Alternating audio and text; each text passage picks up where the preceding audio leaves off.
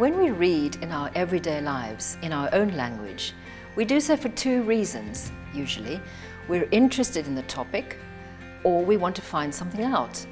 So we've tried to use the same approach in Mosaic.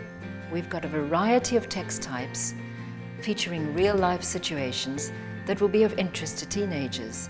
And they always have a task to do. They have something to find out.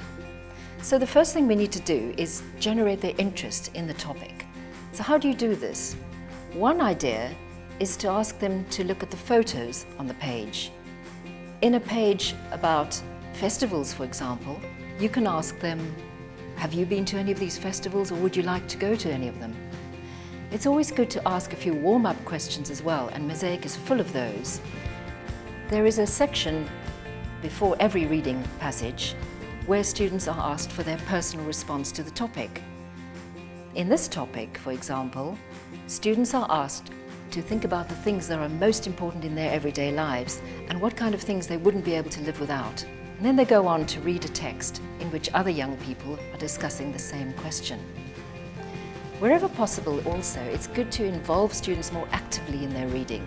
So if a text is easy to divide up into 3 sections, divide your class into groups of 3 and give each student in that group a different text to read. And that way they can tell each other what they've read. Finally, after reading the text, ask students for their personal response to that text again.